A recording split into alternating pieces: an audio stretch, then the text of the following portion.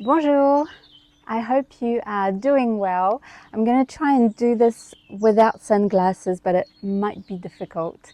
I just felt like spending time in the garden and sharing the joy that it is with you. This is supposed to be our last day of extremely lovely weather before a lot of rain, so I just decided to spend the day outside, do gardening things, plant what needs planting before it just rains non-stop. And I thought I would just share this happy moment with you. I'm as passionate about brocante as I am about the garden and plants, and so I thought I would share some of the plants I've chosen to change a few things around the garden this season. I've got a few areas where plants have died and didn't do very well last year, so that's some of the replacements. First, I was really happy to find some ladies' mantle. It's sort of a ground cover plant that gets covered in these lime green flowers, and it does well in shaded areas. So I got quite a few because I've got a few shaded patches, and also I want to upgrade the chicken coop. We're going to change the chicken house because it's too big, it's too messy. Anyway, so I've got a few of those to put around the new chicken coop area. These are bellflowers, and I've planted some last year and I really loved them. So I'm trying this other variety. It sort of does really big stems with lots of white bell-shaped flowers. It's gorgeous. I got a selection of herbs because I've got a herb pot there and everything died last year from the heat. Oregano, rosemary, thyme, coriander, and I'm just adding this in amongst it just for a little bit of white. It's Saxifraga. These are Japanese Spurge, and again that's something to go in the new chicken area. It's a really good ground cover. I've never planted that, so I hope it's not too invasive. We shall see. And lastly, foxgloves for the chickens. Again, they're very spoiled girls, but yeah, I haven't been really liking the area down there that much. It's just a bit messy, so I'm looking forward to doing some improvements, putting flowers, putting plants. A shrub for shaded areas. They grow it in the Brittany region of France, Eriostemon, and it's got beautiful white flowers in the shape of orange blossom flowers, and I think it's evergreen, so just lots of really positive things about that. And I wanted to talk to you about my seedlings as well. Thank you for all the good advice I received.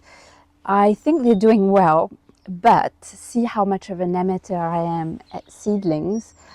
I didn't actually write down what was planted where, so I've got things growing, but I don't know what they are. So yeah, I'm just such an amateur at this. I love anything else in the garden, but yeah, seedlings just seem to be my Achilles heel. Anyway, so far it's growing, so it's pretty good.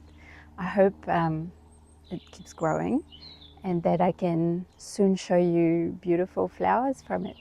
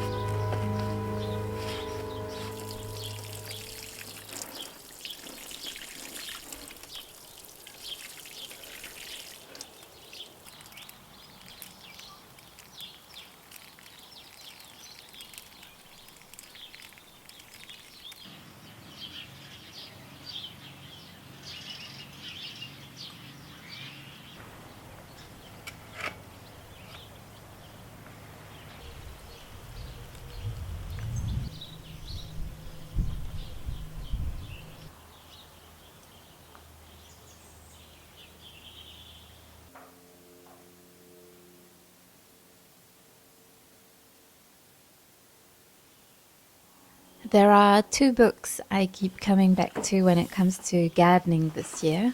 The first is Outside In by Sean Anthony Pritchard. I have loved following his Instagram for a long time, and I was eagerly waiting for his book to come out, and it did not disappoint. It's flamboyant, joyful, and full of generous advice and inspiration.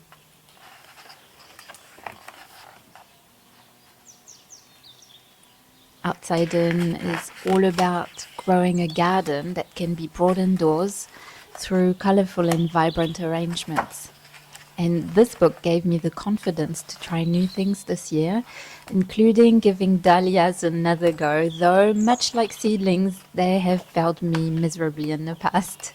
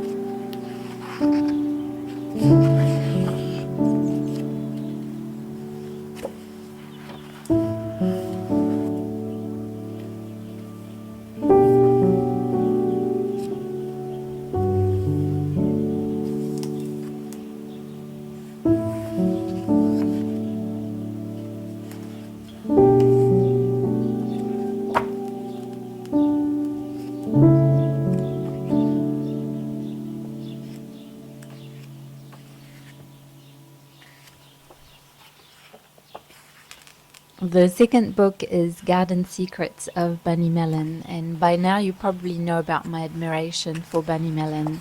She had such an incredible talent for design, whether it was interiors or gardens. This book is rich with insights and practical advice, and it makes it an amazing source of inspiration for anyone passionate about creating a garden. I also always love flicking through my country living magazine collection because you Brits just really know your stuff when it comes to gardens and interiors.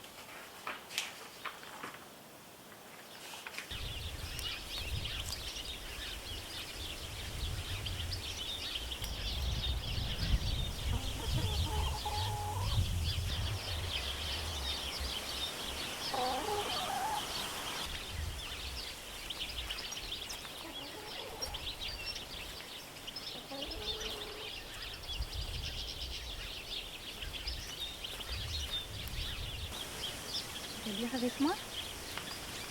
You want him to read?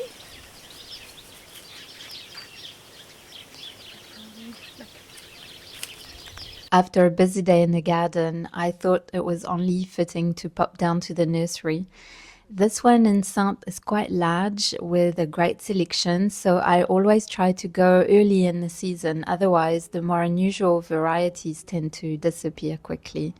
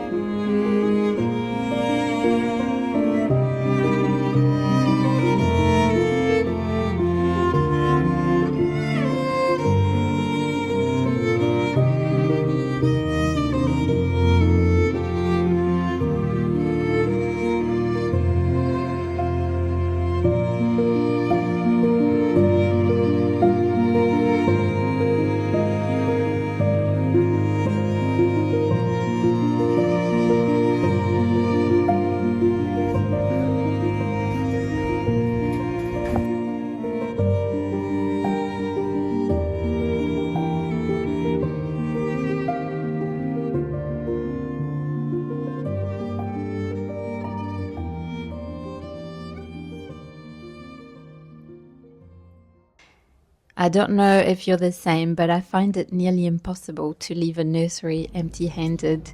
I certainly couldn't resist these white Icelandic poppies and a beautiful geranium.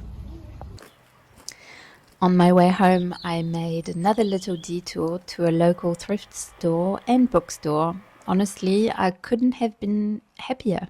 A whole day spent pottering outside, a couple of new plants to watch bloom, a few lovely finds for the house, and the latest book from one of my favorite authors.